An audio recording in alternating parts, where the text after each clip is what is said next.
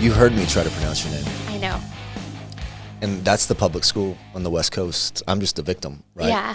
But can you do me a favor and explain and introduce yourself to these people? Yes, my name is Gauri Potdar, and I am co-founder, chief commercial officer of GPC Infrastructure.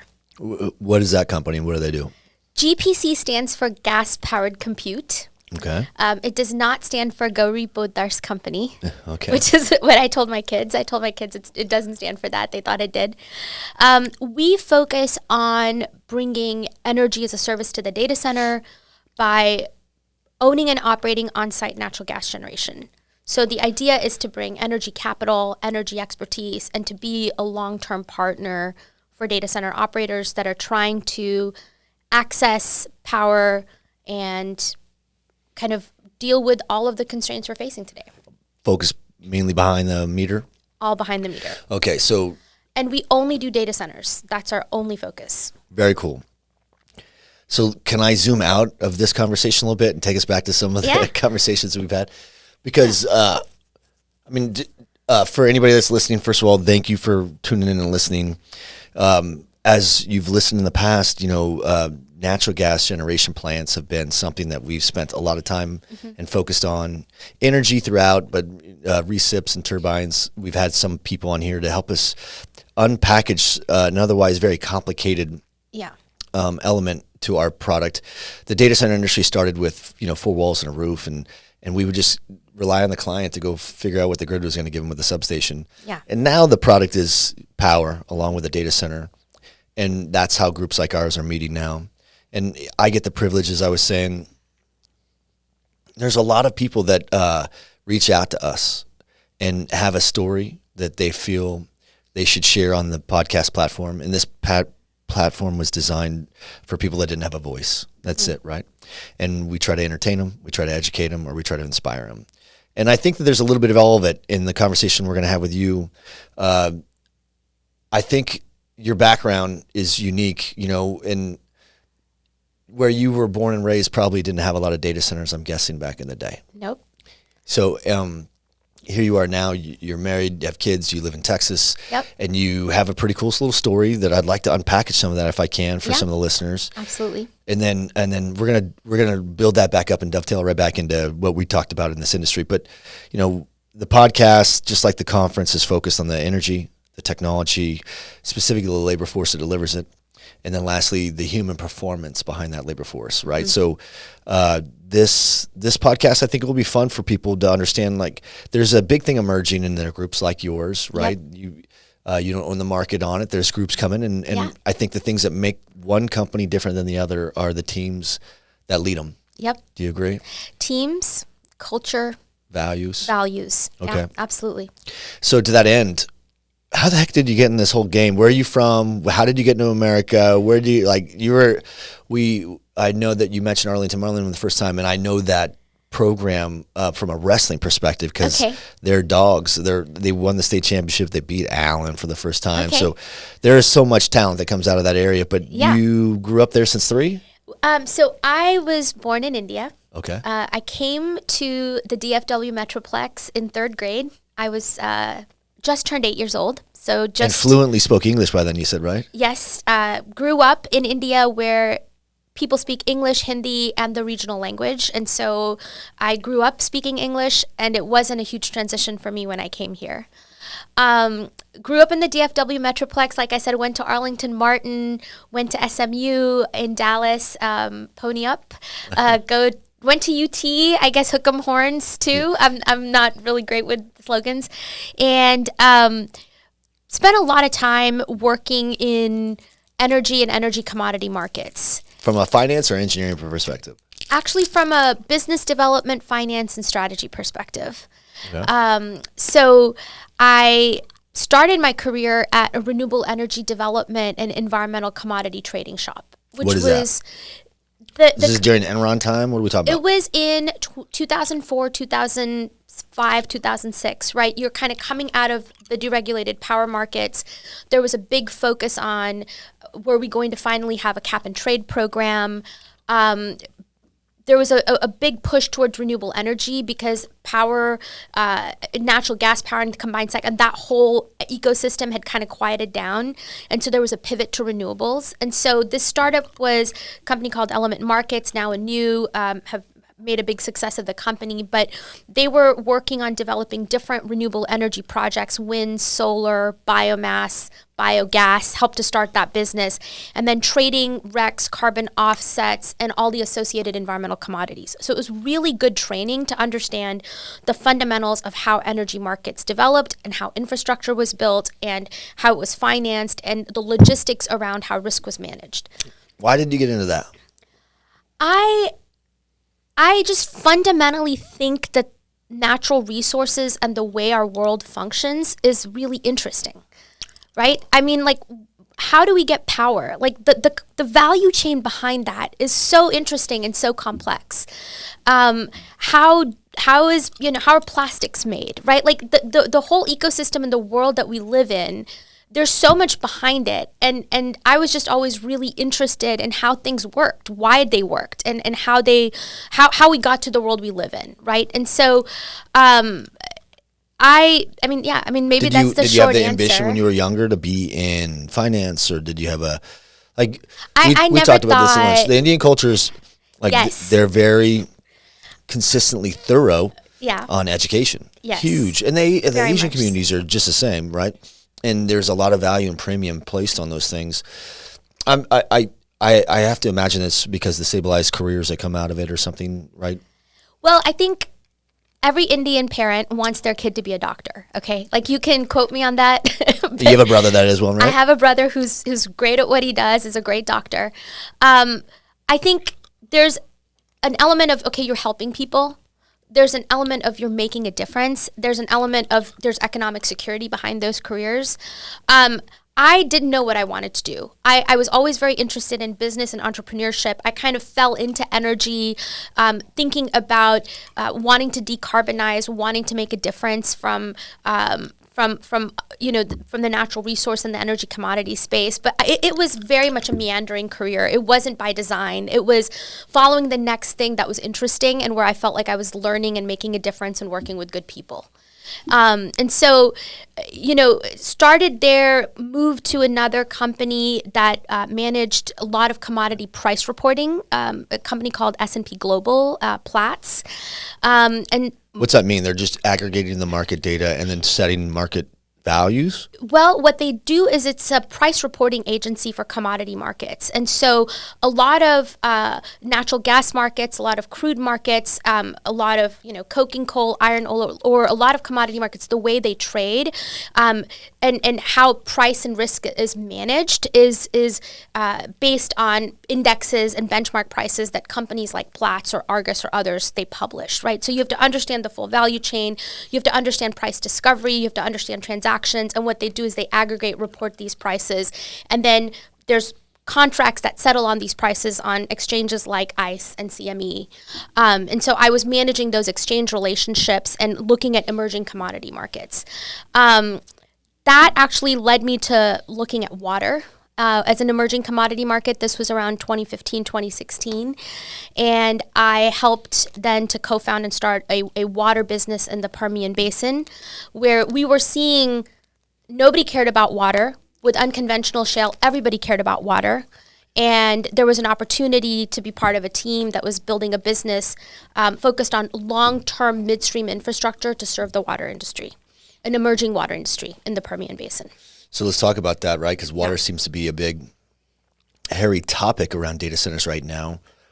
For some stupid reason, it's hard to find media that doesn't have something negative to say about data centers' consumption of water. Yeah. I look at the Permian Basin as a very unique market to talk about it. Don't you agree? I do. To those that don't listen or don't know that are listening, like, there are, I think the average in the Permian Basin, based on what I read like a month ago, was 4 barrels of water to every 1 barrel of oil. Yeah. But there are bespoke parts within that basin that could be up to 6 to 8 or 10 to 11. Yeah. Right. So you have some really, really great parts, and you have parts that are really bad. But now they're getting to the part, according to some of these groups in the Permian Basin that we're talking to, they have to recycle and desalinate and store that water. Yep. And they need to find another purpose for it because they're running out of places to store it. Yes. Which means, I mean, we could see in the data center side of the world a really good source usage demand need for that water that probably one hand talks to the other. We haven't got to that point yet. Yeah. Have you seen any groups out there in your life with you're so in the middle of the midstream, mid-market, all those things, and you're seeing what's upstream and downstream. So give us some education on the water and how we can maybe merge those two parts of the industry. A byproduct of one thing is a benefit for the other. I mean, about 10 years ago, somebody said to me, the Permian Basin, it makes a lot of water and makes a little bit of oil. Yeah. And so if you think about, 5 to 6 million barrels of oil a day coming out of the Permian Basin, and between 18 to 20 million barrels a day of water being produced by the Permian Basin, the ratios were hugely skewed. And the profile of that production was extremely peaky with very fat tails, right? So you had the kind of a hyperbolic curve of the production profile, because when you produce hydrocarbons, you get oil, gas, and water. And you need takeaway and infrastructure for all three streams in order to have very reliable, continuous production. So every unconventional shale play has a component with water. Marcellus produces a lot of water, but the ratios are closer to 1-to-1 or half a barrel of water to a barrel of oil. It's a gassy basin. The Haynesville makes a lot of water. The DJ Basin makes a lot of water. The Permian Basin makes the most amount of water. And the challenges in the Permian Basin were initially, what do you do with that water? Two things were being done with the water. You were gathering that water, building a lot of pipeline infrastructure. That's what my former company did. We operated a 300-mile pipeline network that gathered that water. We stored that water. We treated that water, redelivered it back to the producer to use in the fracking process. The problem is there's so much water that was produced that even if they fracked every well with 100% produced water, there was still going to be, over 10, 12, 13 million barrels a day of water excess that were left over. People just don't realize it in our water tables below the certain 4,000 feet, 7,000 feet. I forget where it's at, but there's a huge table of water that we can still tap into. Even though it may look like the desert up top, there's tons of water rolling below. Well, and this water is co-produced at wells that are dug between 7 and 10,000 feet deep, right? So this is not brackish water. This is not fresh water. This is water that's co-produced with the oil and gas. And it's also water that is coming back because when they frack the well, they will use between 2,000 barrels a lateral foot. They're using water, right? So an average well could get, a 10,000 foot lateral could use 500,000 barrels of water to frack it, if not more. So they're injecting water to frack the rock to extract the hydrocarbons, and then they're getting most of that water back, plus there is water that is commingled with the oil and gas that is produced over the 15, 20-year life of the well that's coming back. So the excess water in the Permian Basin traditionally has gone to disposal wells. And we operated a very big network of disposal wells over, 900,000 barrels a day of disposal capacity. The problem is when you inject, and there's shallow injection, which can happen between 4,000 and 6,000 feet. There's deep injection into like the Ellenberger, the Delaware Mountain Group Formation. That's happening closer to 9,000 to 10,000 feet. That was linked to seismic activity. And so you were effectively getting 4 and 5 magnitude earthquakes out of Big Spring or in Culberson County, and creating a lot of destabilization, right? Like a lot of the faults were being lubricated, presumably by water that's migrating. There's other issues that the water is also causing for the oil patch, which is well pressurization. Like you're injecting the water deep down. It's migrating. Now you have to drill through those formations. There's formation pressure issues. So your drilling costs and your completion costs go up because you've got well pressurization issues, formation pressurization issues. So it's a tale of pressure. Like what happens to this water? And so a lot of efforts are being, and money is going into figuring out how to solve this problem. Because I will tell you the single biggest threat to the Permian Basin's long-term production, as much as its inventory, as much as its break-evens, as much as its costs, it is how do you handle water takeaway? And are we building long-haul pipelines to move it out of the Delaware Basin into the Central Platform Basin? Are we moving it? But you're then at that point just migrating the problem, potentially. Yeah. And so where there could be a really interesting opportunity is if you can clean the water, desalinate it, and use it for industrial cooling, use it for data centers, use it for certain types of agriculture. I mean, the challenges there are twofold: cost, logistics, and the quality of the water. I mean, you have water that is 130 to 160 parts per million of salt. So if you think about how much you have to extract from that salt, and then where do you put all that salt, right? Like, are you creating a heavy brine that you're then re-injecting? But the opportunity there of the oil and gas oil patch in the Permian as a net producer of water, which very few industries do that. Almost no industry that I can think of is a net producer and not a net consumer of water. Is if you can crack that code and you can find the right technology where you can create other derivative byproducts, whether that's lithium mining or other ways to kind of offset the cost of disposing all the salt. So it's like mountains and mountains of salt.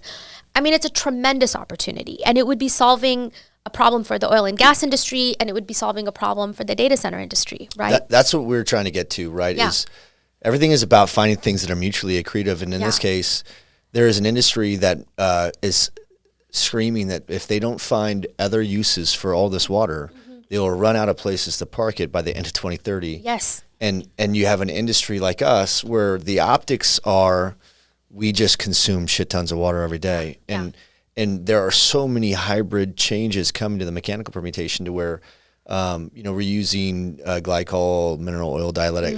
We're finding different ways to cool using alternatives in a closed loop system that make it to where the evaporation rates are, less than 10%. Or I mean, we're filling a closed loop system, but we're not losing that much through the cycle over the course of time. We're kind of just constantly tipping it off and topping it off.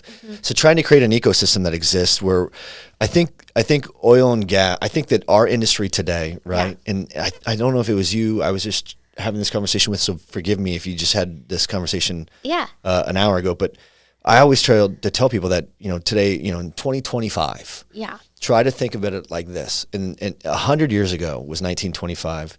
And we are in the same place that the automobile was in 1925 as we are in AI in 2025. So in 1925, just to put it in perspective, we were building Model T still until 27.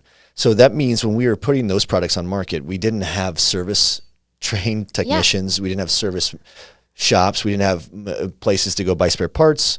We didn't have gas stations. I mean, there was just so much infrastructure that didn't exist.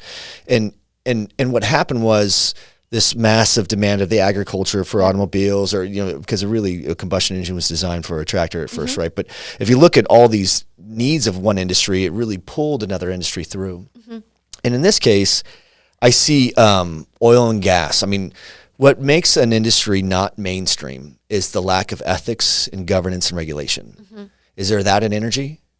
Governance, ethics, and regulation? I mean, I think so. Tons of it. Healthcare, like what your brother does. Tons of it. Those are mature verticals of industry. Manufacturing, very mature. Data centers, in its infancy as a vertical of industry, not yet into the mainstream. So what you have is our demand of energy is pulling the data center industry into the mainstream. People are discovering what this industry is. Because the demand of energy and utility in general, right? So including water. And what I'm trying to tell people is, hey, settle down. Right? We did have really horrible utilization efficiencies with power and water over the course of time. But in the last 30 years, this industry has really come, in the last 30 months, we've had exponential growth. But we are getting to the part where data centers are not going to be you could get a data center now designed with a mechanical permutation that would require the same amount of water as the Class A office space adjacent to it in similar volume. There's always continuous improvement, right? Like you're always learning and improving and iterating, right? And to go back to, where oil and gas was, they weren't, in 2016 and 2014, everyone was using fresh water to frack wells, right? And it's kind of a crazy notion that I'm making so much water. Why am I then using fresh water in a semi-arid area prone to droughts, 500,000 barrels at a time to frack a single well. That's a ludicrous notion. But the industry now has moved, and I say the oil and gas industry has moved to 80, 90, 100% produced water fracks, where they're again using that water. But to get there, you had to put in a lot of infrastructure to allow that to happen, and the technology had to move there, and you had to get to a point where the completion design allowed for that, right? So pipelines, treatment, storage ponds, like all of this governance, wasn't around. Ethics, regulation, things that said, hey, let's do this in a safe, sustainable, and scalable way. Safe, sustain, and you know, the industry's made tremendous strides to doing that right now, where every producer is recycling, right? It's part of their operating. It's in their budgets. It's in their budgets. They know what the cost of goods sold is, including the cost of recycling and desalinating that water. And what moved them there, honestly, was in the beginning, it was once the infrastructure was in place, it was the economics. Like the incremental economics of disposing was a lot worse than just reusing that water, right? Yeah, and so that kind of coupled with the infrastructure enablement shifted that paradigm. And you know, when we sold H2O, we were private equity backed, started with 3 founders on the back of a napkin, ran the business for 8 years. I spent a lot of my time in Midland, in Big Spring. You know, I have a lot of affection for that area, for this industry, for the Permian Basin. And when we sold last year, we saw that same shift happening in the data center industry with the collision of the demand for power and large loads, and said, hey, this is a similar inflection. Nobody cared about water in 2015, then everybody cared about it. Nobody cared about power for 20 years, and now it's the only thing people want to talk about. Yep. And can we take that mentality, the lessons learned, the best practices, and go back to our oil and gas roots and bring something new to the industry and bring that, you know, expertise and that capital and that partnership approach. And so, I mean, we'll get into all that, but we're seeing, I agree with you, there's an evolution and there's always continuous improvement, and incremental improvement is good, right? Like, we don't need perfect to be the enemy of the good. Let's just move the needle forward. Right. Or move Perfection the ball forward. is the enemy of progress. Yeah. I think, you know, to string it together so that people are still listening. And by the way, thanks for listening. If you still are, I hope that you subscribe and follow the podcast. My thing is this is something that's, in talking with you on the first call, that's the best part about having all these phone calls with people that have these, not niche, but emerging concepts that are kind of picking up where the other ones left off.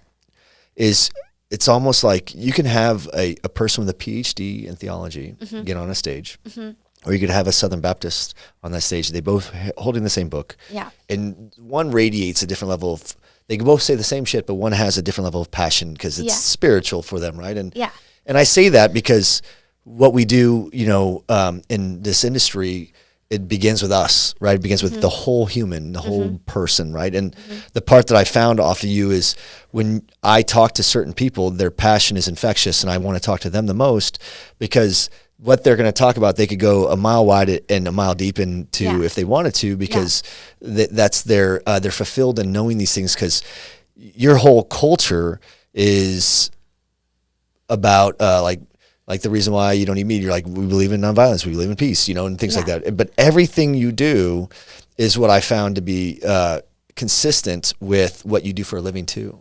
Right. So like you got into the water thing because there was a water thing, right? Now you see this energy thing and you're getting into the energy thing now. And I think it's important because there's a lot of people that are just getting in this game and look, they suck. There's some pieces of shit in this industry that, and if you're listening, we've all seen one of them. And what happens when you merge two industries, an emerging one like ours with a massively kinetic and dynamic, volatile one like energy, you're going to have good and bad, right? And they are pulling us into the mainstream. Data centers are very prevalent. People are talking about it now. You have a business around data centers and serving a demand. But like, there are people that are getting in here for the wrong reasons too, right? A lot of people they just look at it like, I was there for fracking for the last gold rush, you know, and this, and they just were chewing up and spitting out, and there was no real, I just didn't feel like they were coming into the industry with the intent to make things better, to try to advance the industry. I've gotten the sense in speaking with you and getting to know you that everything that you've done from your career was to try to figure out how to make things better for humanity. Yeah. I share that passion. Yeah. Mine's just through the source of labor, right? I feel that if you give someone a new job, you could literally give someone a brand new life. Absolutely. Right? So I'm just in the business of trying to help people align to new careers. But falling into this thing with you is, I want to dovetail from the water, because people don't realize that there's a massive demand for need for water coming from West Texas. There's a massive demand for data center and AI capacity in West Texas, heavily deregulated energy market. The sky for the cloud is Northern Virginia, but the home for AI will be Texas. Yeah. And we have 116 advanced education, higher education platforms. Yep. We have more than 15 military bases. We have 32 other types of platforms in the state that allow us to have access to one of the most incredible, most vibrant workforces. We have tons of energy in the Permian Basin. We have tons of water. We have this huge, giant industry that's towering over us, but because we need it so much, it's pulling us into the mainstream from a data center perspective to get more optics and visibility. But we haven't quite figured out who the right groups are to navigate when it comes to putting power behind the meter, because data centers for many years have simply been able to go to the local authority, have a jurisdiction, the municipality, and say, I just need this many megs and I'll pay for this. But now we're going to bespoke parts of West Texas that there is not enough power because there's enough land for laydown capacity and space that we can go build gigawatt campuses. And we can draw from the 116 different universities in the state, as well as the 15 military bases in the state that are having people that are trained in some of the most advanced weapons, machinery, and technology. And we're using that to build the most scalable workforce in manufacturing state, because we need these components to build data centers here in Texas, and we need the labor force to be here too, because we're going to go to the land that we have access to the power, knowing that connectivity isn't a big pole in the tent when it comes to large language model data centers. But we have to go to where the water's at too, and we have to battle the optics in which farming and agriculture should be one of the greatest priorities for every nation, is to figure out a way to healthily, sustainably feed their population. And there's people that are concerned that data centers are going to rob water from local communities that need it for agriculture or just standard living. And I think that could be a possibility if we weren't evolving the way that we cooled these things, but it could also be, even if it was a sincere risk, we could solve that risk with the water that's coming out of the Permian Basin. If we could figure out how to connect those that have access to massive volumes of water to those that have demand for massive volumes of water. Yeah. And it's going to be bespoke in different parts. There's a triangle basically in Texas where all those things are going to fit. But getting off the water part before we get into your part is because you do go deep on that. Yeah, absolutely. We can talk, finding beneficial use markets for water is, I think, I'll use your term, mission critical for the Permian Basin long term. And I completely agree that there's a win-win. What we have today in 2025 that we didn't have in 2015 is you have large pipeline networks that have aggregated this produced water, thousands of miles of pipe. Companies like ours, my former company, H2O Midstream, others in the oil patch, there's been $10-15 billion of investment to develop this infrastructure, right? He's a vegan, if you will. Oh, perfect. Thank you. I'm not sure if you're not for real. No, I'll take it. What the gap is, the next stage is, what is the treatment technology that is at the right price point, right? Where and how do you handle the quality issues, and how do you solve for the salt issues, and how do you? I think and the volume. And the volume, and that is the next Rubicon, right? Of how do you solve this problem? But I think the ingredients for all of this in the Permian Basin are really strong, right? Like you've got, abundant gas. You still have negative basis at Waha, right? Like the gas prices there, there's still. I mean, I think those capacity constraints are being solved, but there's lack of capacity to move gas outside of the basin. So there's a lot of in-basin gas. There's plenty of land. You have the right workforce, to your point, very talented technical talent is there. And you have a very supportive community. I mean, if you look at what's happening in Abilene, although that's not in the Permian Basin, but I mean, all the ingredients are there. And I think, if we can build pipelines to move crude thousands of miles, and we've already built lots of pipelines to move water, water can be moved to other parts of the basin. I mean, the Eagle Ford, which is right here in Austin, south of San Antonio, is a big gas producing area.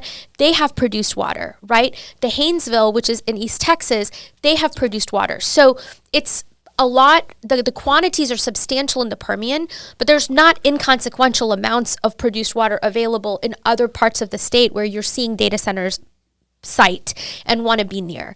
So I think we have to keep an open mind about what the possibilities are, but I think there's some concerted investments that need to happen to move the technology and the price point there, because I'll give you an example. Brackish water is probably between 5,000-6,000 TDS, maybe up to 13,000 to 15,000 TDS, total dissolved solids. Cleaning that up and desalinating that is probably going to be less expensive than the produced water, right? Even though the produced water is at the surface and there's copious amounts of it, just because there's 10x the amount of solids. So I think that's the path forward. But I think if there's different consortiums. New Mexico has one. Texas Tech has one. The states put some money to pilot some projects to push the needle forward. And I think if the data center industry can come forward as with some solutions and some of the technical prowess that they bring, there's a lot that can be done. Yeah, it's difficult. I'm not going to speak and advocate as an operator. I've worked for a couple operators, so I can empathize, because to a customer, we're talking about something that's really sustainable and reliable. We're looking at like long-term, what's good for the world. If you're a data center owner and operator, reliability is your number one focus. Absolutely. Right? And you can have availability. You can't have availability interruptions. You have 100% uptime to an SLA.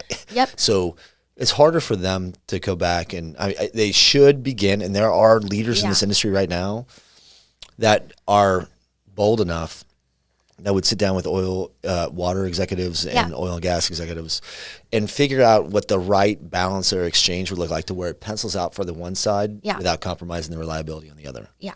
No, and the 5 nines or the 100% uptime, the reliability, I mean, building that trust and reliability for the partner and giving them that assurance, yes, that is the number one situation that you're trying to solve for, whether it's with on-site generation or whether it's with a different technology or whether it's with liquid cooling or anything else, right? Like it's if you can't address the reliability issue, you can't have the next conversation. So, it's hard to take technology risk, hard to find win-wins, but sometimes the incentives align organically. Sometimes you need the incentives to align, with other standards or regulations, right? Like New Mexico said you can't build any more new disposal. Well, a lot of things are happening in New Mexico because that they just can't handle the earthquakes anymore, right? Like they don't want to take those risks. That community said no.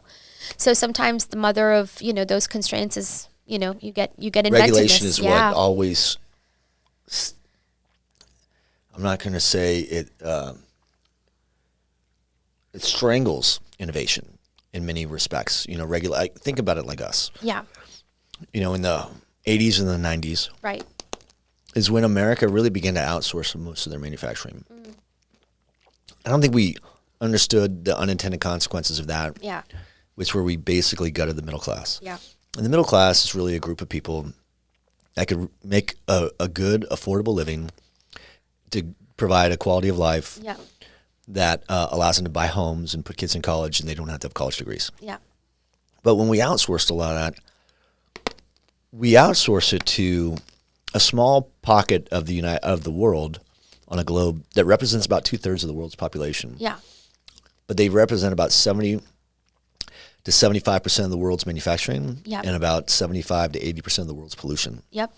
And when we outsourced a bunch of that stuff, I don't think that we understood what was going to happen here. But now what we're talking about is bringing, so many jobs back here to the United States from a manufacturing perspective, because what we're manufacturing today is AI factories and data centers, and there is a difference between those two. And now, I get to sit down and to bring it back full circle to you is you kind of got into this culturally, you're wired to make things better and to help humanity. It's very cool. And you got into finance so that you could go champion renewables. And then that took you into water, and then it brought you to where we're at today. So let's do, if I can, I like to scratch the paint a little bit more on where we're at, because I'll jump back and forth a few times. That's cool. Yeah. And tie things together with some questions. But what made you, I mean, you had a successful exit at the last shop. Congratulations. Thank you. And what made you build what you're building today? And what was the genesis for all of that? And because we've had a couple other groups that are on this podcast that they do energy as a service, behind the meter. And they've started in oil and gas. It's very prevalent. It's very common out there to just rent roll-ups and all that stuff in natural gas. It wasn't as prevalent for us in the data center space because, again, everything comes down to the reliability too. It's not good enough. Now we won't compromise one thing for the other, but it used to be like, we're not going to compromise reliability first. Now, if the price has to go up to make sure that we don't compromise those 1-2 things, we'll do that. But it took a little bit of a while. Everything in technology is Goldilocks. It's too hot and then too cold before it's just right. And we're just getting to the part where things are becoming just right. So we're harmonizing and standardizing on products in this space, just like the automobile industry standardized on trucks versus vans and cars. And, but like we are getting to the part where soup's not done cooking, but we're getting good at productizing the industry a little bit and bifurcating certain compartments. So the force multiplier effect and how they leverage and engage with each other are evolving. We're learning how the industry works better amongst itself. And we're working with adjacent industries. You went from understanding mid-market energy trading to water. And now energy, in which capacity? Because I was like, "Are you an engineer?" You're like, "No, I've studied math and finance." And I'm not an engineer by trade either, right? But you can learn this stuff. I mean, we saw, and I say we have got 2 other partners. Our CEO is Jim Summers, who came out of BP and Conoco. Built gas pipelines, traded gas, traded power, built cogeneration facilities, was the CEO of our prior company. Our COO, who actually had the genesis of this idea, Nick Cruzy, who's a chemical engineer, operated utility systems at large chemical manufacturing facilities, cogeneration facilities, heat and power.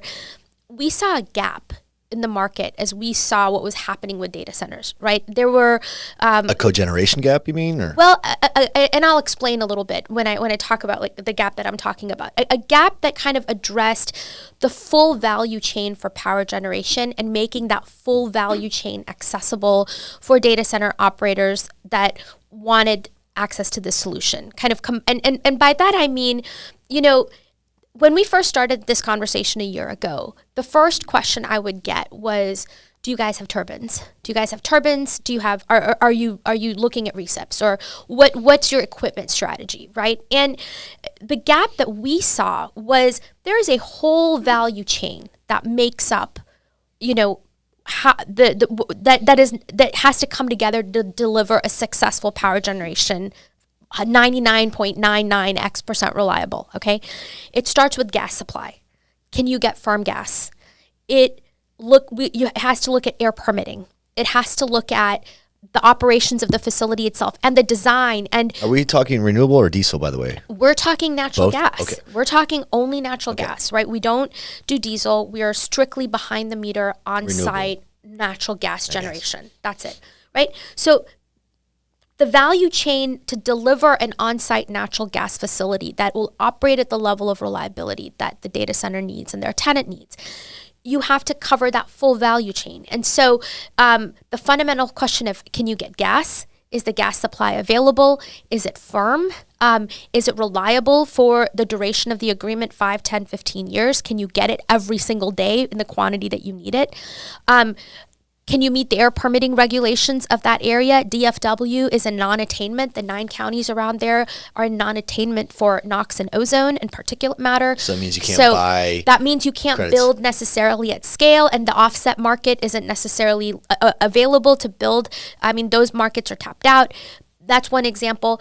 What is the regulatory framework? Can you operate behind the meter? What is the operational philosophy? Can you operate a 200, 300, 400 megawatt facility safely, reliably, right? Like, health and safety is a big component of it. You want everybody to go home safely.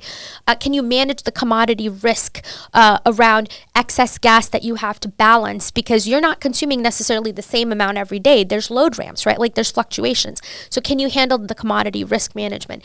So what we saw was that somebody who could make that entire value chain available bring capital to the table. And our target deployment size is really in the 50 to 500 megawatt range as a phase one, where you're able to do that with aeroderivative turbines, where you're able to couple that with medium speed reciprocating engines.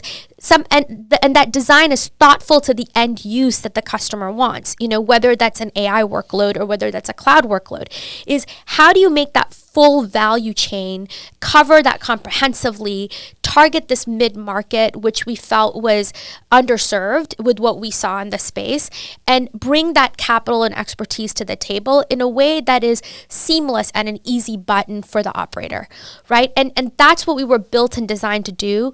And really our approach is to be a partner. And when I say that, I mean that sincerely, is we are trying to put all of those pieces together into a long-term agreement that creates alignment, that handles, that provides enough flexibility for the data center as their needs evolve over time, and to be a collaborative partner that will problem solve alongside with the data center. And so that's the gap that we didn't see being addressed, and we felt we had an opportunity to step in and provide that service. That's what GPC is designed and built to do. And is it like a consulting brokership then? It is not a consulting as the end to it, right? But we are trying to deploy capital. Like, we are supported by EIV Capital. They were great partners to us on our last iteration at H2O Midstream. And have been working with them for 10 years. So the way we succeed is by deploying energy capital and by owning and operating power plant assets, right? But we will provide a lot of support and consulting, I will use that in quotation marks, as a partner to get to the point where we can do that, and where we can be a partner to the data center, right? Like, we will do it as part of our service to bring that bring that solution to the data center. So you saw this gap, you called it, right? Did you see that gap on the enterprise side, or was it the operator side? Was there a geography in general that you saw unfolding in? Like, is there a difference between one market in the United States and the other where you see all that gap? I would say we saw that gap as particularly being prevalent for maybe co-location operators. I think large hyperscalers have very sophisticated energy teams. Many of them may want to do this themselves, or they don't have capital restrictions. They may be able to solve this problem, or they may have different ways that they want to address this, right? Although you're seeing Meta make large bets in Louisiana with Entergy. 5 gigs. You're seeing, on-site gas in Ohio with the deal that was just announced. So hyperscalers will have one approach. Co-location operators may decide that, okay, we now believe that natural gas, as on-site natural gas, can be a viable solution. We believe that there's a place for it, but we don't necessarily know how to access that expertise, and we don't want to build out the team to go do all of it themselves, right? So for those operators, we would love to be a partner to them. So you would come in and partner with them to where they would buy from you instead of from the utility provider. Yep. And they would use the natural gas as the primary, and then they would maybe still bring in diesel as backup, or would they go backup natural gas as well? I think that's an interesting conversation that's evolving, right?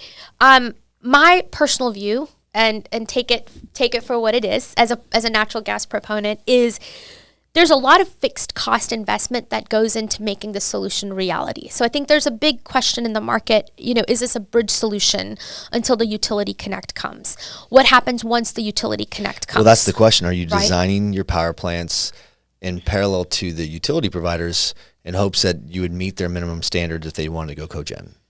So we are designing our solution to be available as prime baseload power for the long term. That meets a specific standard or code. That means that if they wanted to put it on the grid, which we would own and operate it, we would take that risk, but we would retain the option to be a generator, interconnect into the grid, and provide power to the grid as a secondary kind of incremental project or revenue stream.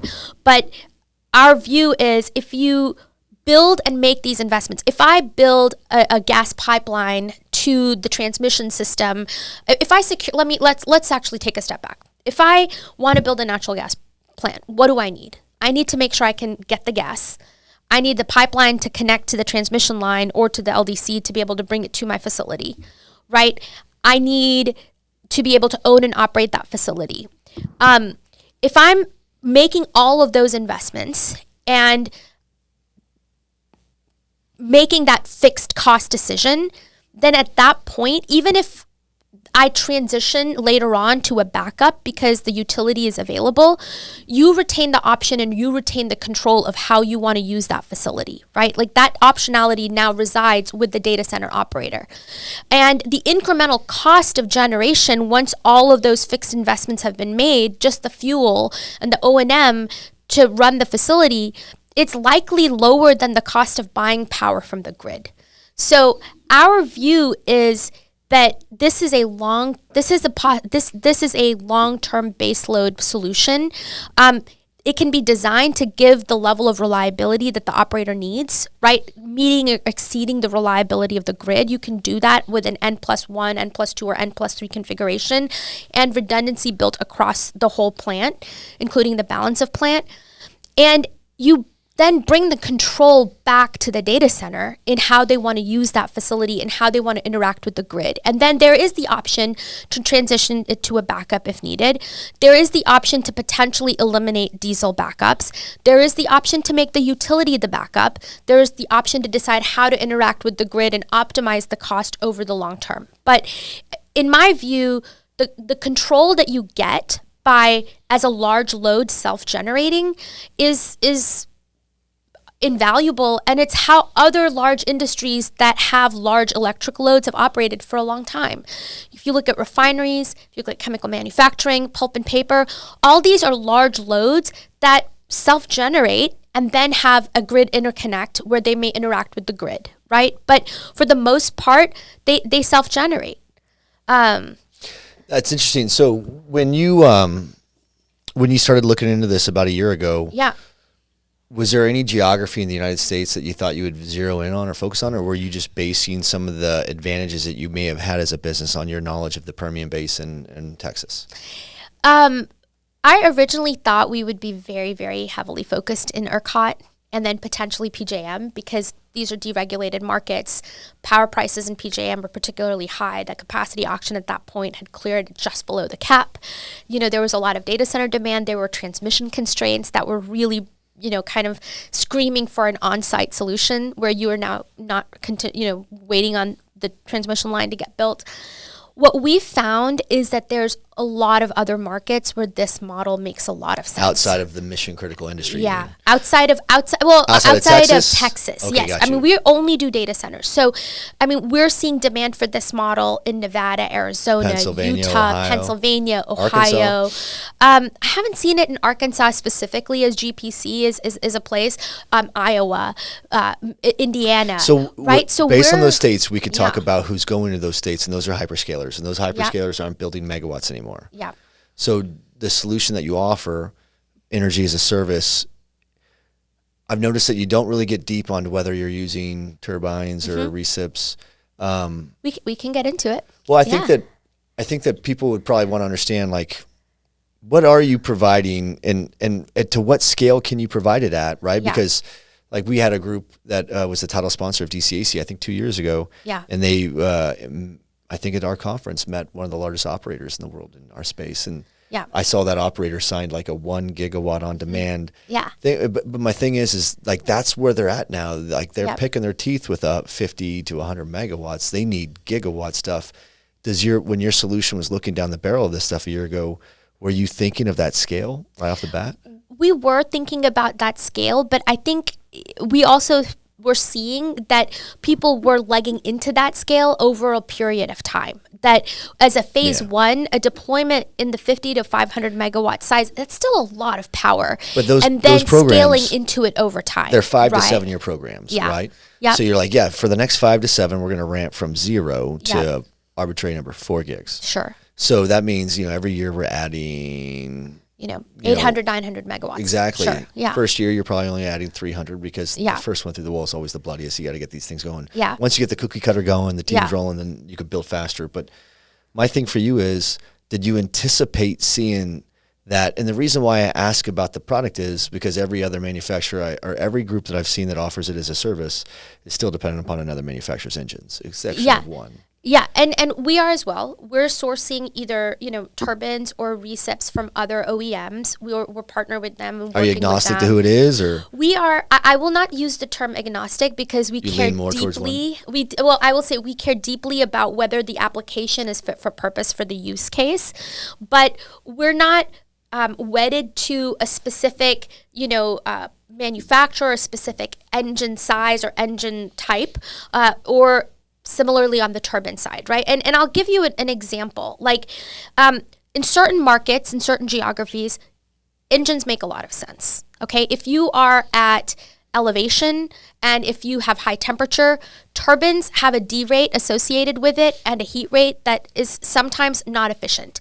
If you are in an area where you can't get enough farm transportation in terms of your gas supply and you need a very efficient solution, you might go with engines. You may have, we just scoped out a plant that was a hybrid design. So it was a 400 megawatt nameplate, but we're at a 400 megawatt delivered, but 500 megawatt installed. That was a hybrid solution between turbines and engines. And the reason is because the turbines provide base load. The engines have better load following capabilities, and the combination of the two was the right approach for the use case that was contemplated, which gave you the right level of heat rate efficiency, which is fuel efficiency. Really what it translates to is variable cost for the customer, as well as capital efficiency in terms of what you're installing, right? So when I say we're not wedded to one or the other, it's because we maintain the flexibility to develop a customized fit for purpose solution for a particular site and what makes sense for the site. And we're always working backwards from what are the needs of the customer, what is the use case, and we're designing backwards. And then we're considering all those components that we talked about, because we will build the gas pipeline, we will contract for the firm supply, we will go out and contract for the gas, and we'll cover that entire value chain to deliver the solution to the customer. Does that make sense? It does. How long does this process take from the time that someone engages with you until they have that? Let's say I'm an owner operator and I'm like, I'm going to Amarillo instead of Abilene, and I'm going to need arbitrarily a gig. Yeah. And how long does it take until the first 100 megawatts arrive? Yeah. Does that make sense? Yeah, it does. And if you have a notice to proceed from the customer, like a lot of this work in terms of design and how we can deploy, a lot of that work has been done, right? Like we've done all that work to be able to turn around solutions pretty quickly. When you say solutions, you mean like I could get us through permitting quickly here because we've already done our studies? Yes. Well, not necessarily permitting, but I can move you very quickly from, okay, I need power, to what is the right solution, what is the timeline to get the solution deployed and implemented. And what we're seeing right now, and you can do things like permitting, concurrently, is we're looking at between 18 to 24 months as a deployment cycle from start to finish, from like notice to proceed. And that includes equipment procurement, that includes permitting. Some areas longer than others, depending on the size. In some areas, if you're looking at a major source permit, that might be a 12-month process versus a 6-month process for a minor source air permit, for example. But that time frame is, what I'll call 18 to 24 months is what we're able to, kind of what we're able to deliver against right now. Interesting. Why does it take that much time? Well, it's a couple of reasons. Equipment lead times, right? What's like the critical path, longest pole in the tent? Depending on what you're looking at, could be 10 to 16 months is the lead time. But I mean, is it the switchgear? Is it the engines themselves? Yeah, it's the recips, it's the turbines, depending on what size. Even though so the lead time right now on engines are probably 50 to 60 months. No, not 10 to 16 months, right? We're talking reciprocating engines. That's what I meant. I'm sorry, I was thinking weeks. Yeah, okay. weeks, yeah. So 10 to 16 months, right, is kind of the equipment lead time. Permitting, you have to prepare, you have to do the air modeling, you have to prepare the permit package, you have to submit the permit package. Certain processes, certain areas, you can get it very quickly. In parts of Texas, you can get it in 2 months. But is it, right? I would imagine the fuel. And then you have to obviously look at the gas supply angle. That's what I'm saying, is I would imagine that would be the longest pole in the tent, is getting the easements and the permits, because getting a permit for a static site where you're going to be building everything within that is easier than trying to get one through this corridor that's going to be going for the next however long you need to run your pipeline to get the fuel to you. I mean, we've built and constructed a lot of gas pipelines. You know, if you're talking, I mean, it could take anywhere from, 4 months if it's a short lay to 10 months if it's a longer lay, and depending on your distance to the transmission line, right? So the benefit is a lot of these things can happen concurrently. Like, we're not waiting for one, but we're working on multiple work streams at the same time. But it's when I say that the reason gas supply is important is your equipment decision of whether you're using turbines or engines or what the ultimate solution looks like. It doesn't matter if you cannot get firm gas there. Like, if you need 99.9%. So what that does is, instead of looking at your sites and your locations from the perspective of the utility, you're now looking at it from the perspective of the gas transmission system, right? And you're looking at where there's available capacity, where there's unsubscribed available capacity, where do you potentially have producer relationships because they may hold the capacity and you're working with them to, bring the gas to you. Or you're looking at where there's expansions. We just participated in an expansion for a gas system out west where they ran an open season because we have a data center customer that is we're working with and we're providing the power there. And so we went out and participated in that season to get firm transportation. So fundamentally, the paradigm shift is, now the sites that are open to you are places where you can get gas, and you can get gas in a lot of places in this country. Not everywhere. I'm very clear about that. But there's a lot of parts of the country where a lot more areas open up to you where this is feasible. I like it. When you just stumbled on this, it sounds like in the process of solving a water problem, you discovered this other problem with it.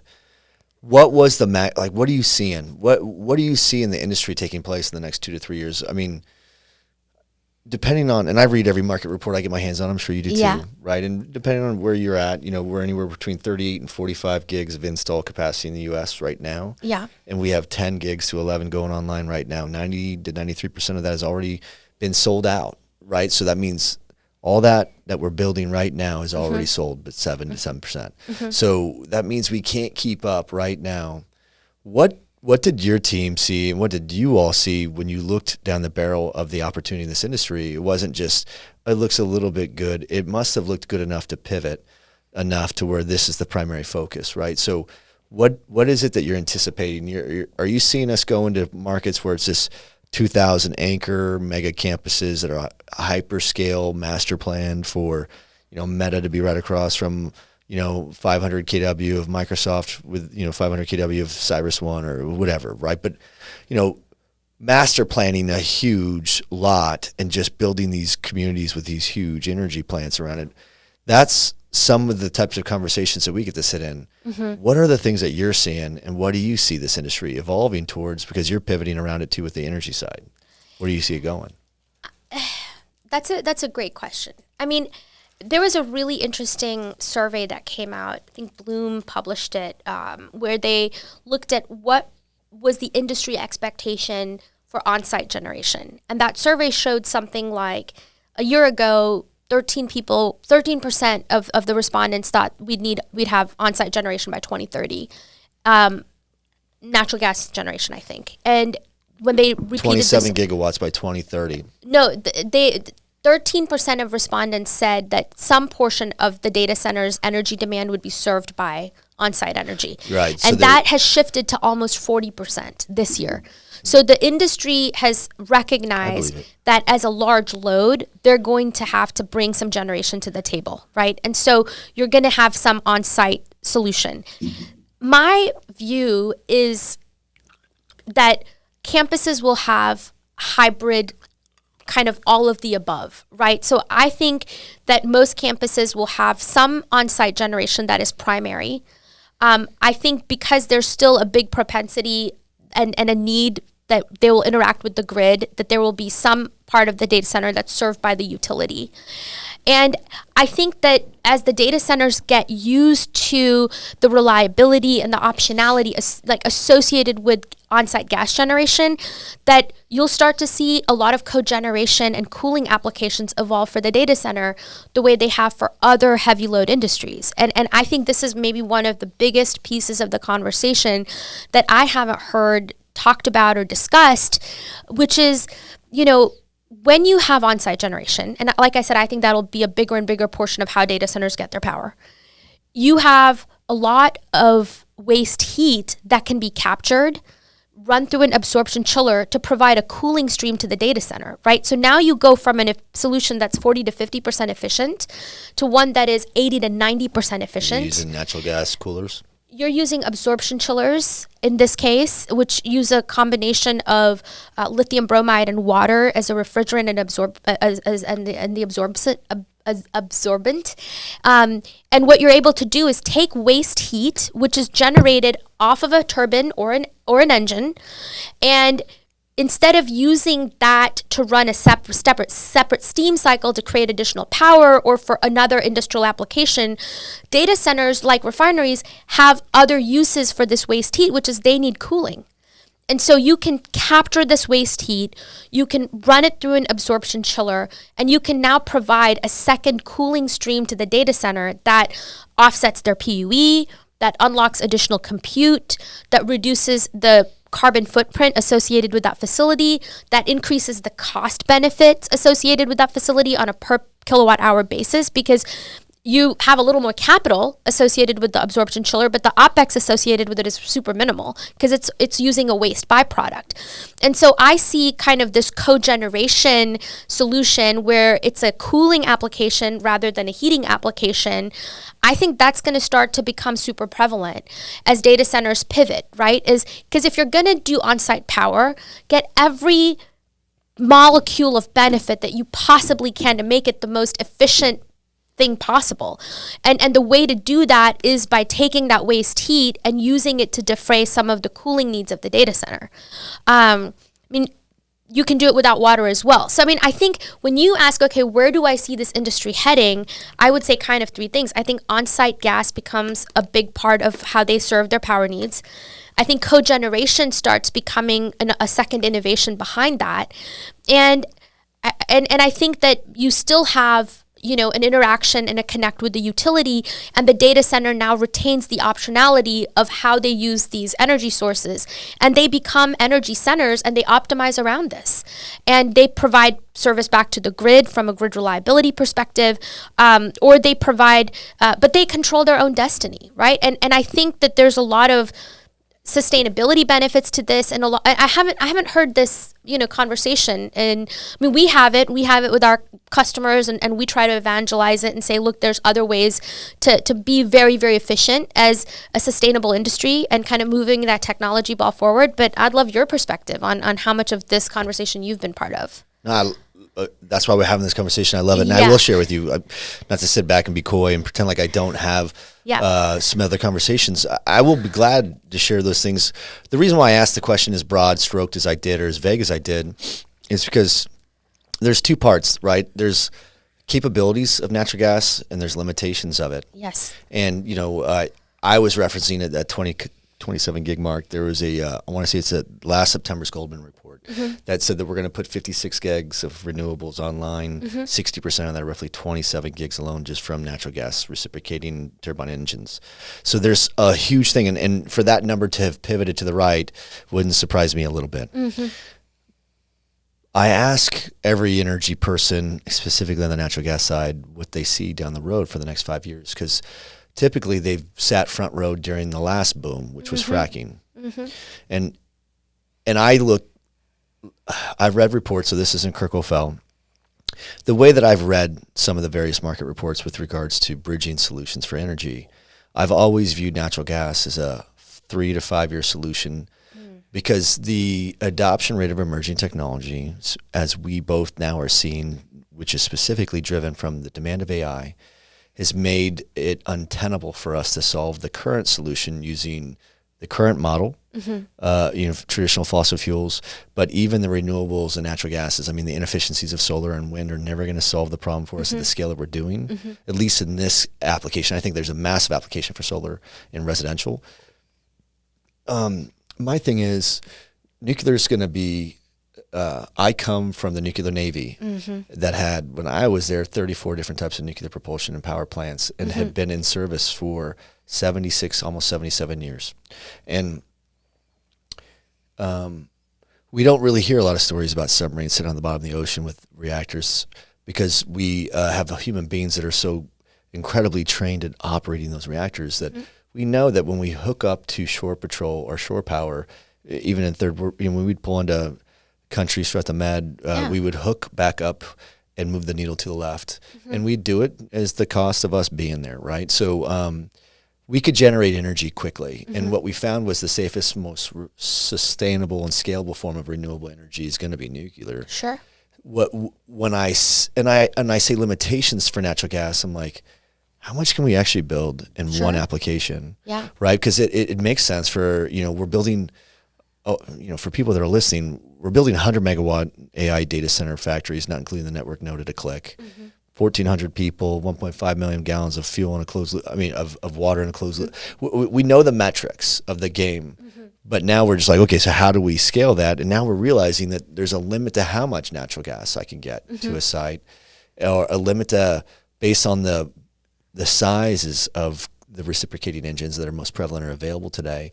I would have to have 2 or 3 times as many of those ones to account for what I would do with a turbine. Now, you're right. I have to deregulate, especially in Texas. You'll take a 35, 36 megawatt turbine and have to derate it down to 30 at a minimum, probably because of the temperature here. So there's certain things, and that's what we talk about the capabilities. We don't talk about limitations, and we don't talk about day 2. And day 2 is we're at an inflection point where we've looked at the adoption rate and we've seen the linear trending, and we realize that we can't solve it with the current infrastructure. We all agree. We have a bridging solution that is calculated between 2028 and 2030 that says 27 gigs of renewable, 45 gigawatts of renewables are coming to the grid between now and 2030, and 60% of that should just be on natural gas. So we know that we have certain things, but where do we get to where even those two combinations aren't good enough? We either need to stop building data centers, we need to stop going back and retrofitting every data center that we built to date that is at some point going to need to be upgraded to an AI capacity from a density perspective. So there's so much demand for energy that is not going to go away that I don't think that we're going to be able to get there. We'll get there first with natural gas, and that'll be the solution for 5 to 7. But hopefully, if you think that the technology of nuclear is the reason why we don't have it as a mainstream, it's not. Like you and I were talking about in the conference room, everything begins and ends with finance. If the people that make money today on fossil fuels had figured out a way to make that same amount of money or more on nuclear, we would have pivoted as an industry, as a global economy a long time ago. The technology is sound. Like I said, 76 fission and fusion are 76 years old, right? So we know what exists. I know what you guys are building from a grid perspective. And I do think it's an application that was adopted from the patch or from oil and gas, because they would have to go out where the wells were or wherever they're at and put engines there. We're doing the same thing, just doing it at a bigger scale. And I'm wondering, what are the limitations? And I'm not trying to put you on the spot. Yeah, no, I think it's a good question. This is us girls just having a conversation, right? Because we're all we are the first ones to the wall, right? We today in this industry get to say that we work amongst the Henry Fords of our generation. Not everybody gets to say that. Imagine how no one's sitting around saying, I work with the JP Morgans of our generation anymore, but we do, right? This industry is so unique that everything that we are solving for today will be changed or different, or demand need will shift by the end of the next quarter. So when I say, how do you guys see this playing? You see yourselves playing adjacent into other verticals as this market does figure out a way to adopt nuclear. We're watching it happen from the enterprise. And it'll only be a matter of time until you start seeing announcements from operators themselves that are like, this is what we tethered to. We bought our power from that. Yeah, and look, I think that nuclear will be a part of the solution set. I think I've got 2 questions for you so I can clarify the premise, and then I can offer my thoughts. Question 1 is, will these be SMRs you're thinking that are behind the meter nuclear? right? Or are they still grid-connected facilities where you have to solve for the nuclear supply chain, the safety, the regulations, all of which are solvable, doable? I completely agree with you. But are dependent on transmission and distribution getting built. Which is 12 years behind, 12 to 18 years behind. Which is a long time behind. And then I think the second question is, when you think about an AI use case and kind of transients, right? Like traditionally nuclear is not a great load following resource. Right. So you need steady state. So you need so in my view, like from a technology perspective, the best peaking resource we have is gas. I mean, you can, I guess, peak with oil or fuel oil or, but like that's like super inefficient and more costly. But as a load following resource, like gas tends to be coupled. That's why natural gas has been so intrinsic with renewables, because natural gas is how we balance the grid. Right? Is by I was surprised to learn how much of our grid capacity today. It's over 40%. I know, which is massive. I had no idea. Which is massive. So I think that, again, you're right. You're right that, there is not an unlimited amount of expansion that's possible with gas. That said, I will say that, if Saudi Arabia is the behemoth from an oil perspective, like the U.S. between the Marcellus, Utica, and the Permian, I mean, we have a lot of gas, 20, 30, 50 years of inventory, and at different price points, additional inventory gets unlocked, right? So there is a lot of gas available for us to use in this country with the infrastructure that's been built out to get it to market and get it to transmission, right? So, but gas transmission, I mean, we built something like, 50 miles of high voltage transmission in like the last 5 years. We built something like 50,000 miles of gas pipelines. So the gas industry is used to responding quickly to economic signals and expanding capacity to move molecules where they need to go. So I don't disagree with you that nuclear will be a big entrant into the space. When that happens, how that happens, and what are its full capabilities, I think is still a question.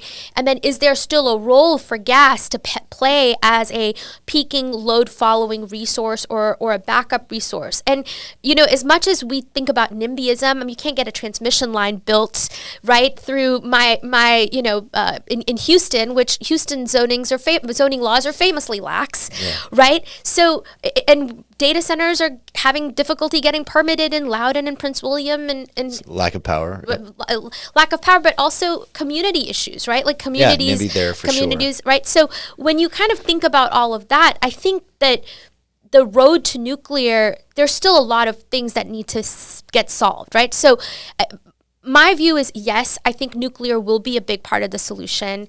I think other technologies like geothermal that are evolving, where they're actually using the same technology we use to frack wells to access geothermal in other locations. Again, baseload renewable power with some of the same characteristics where, it can't really load follow, but you get the power and it's emissions free and it's there. I think those technologies will evolve. When I was younger and super idealistic, I was like, we are only going to do renewables all the time. And it's always going to be emissions free. It's always going to be green. As I've understood and learned more about how our society functions, I tend to believe that technologies have a use case and a purpose, and they serve a purpose, right? Like, and you need the right hammer for the nail, or the right nail for the screwdriver. I'm getting my thing mixed up. So from that perspective, I think that gas has a long-term place in this, and if we didn't believe in that thesis, we wouldn't have started GPC. I totally agree with you. I'm not trying to play stump the chomper or catch you off guard. And I'm happy to debate it. This is super interesting. But to answer your first question, there's no silver bullet. Nuclear is going to be more prevalent, and it's going to happen both ends against the middle, so it's not one or the other. It'll be both. Yeah. Your utility right now, I want to say, I mean, you can look it up on your AI. Last time I looked, it was either 12 or 18 percentage point. 18% of our energy today in the U.S. comes from a nuclear grid. Yeah. Right. Yes, and absolutely. About 20%. So people don't realize that we're already there, right? Yes. And my thing is we have a nuclear navy that's been around for 76 years. We've done hundreds of retrofits of reactors. And the density of energy that you get from nuclear is just astounding. Yeah.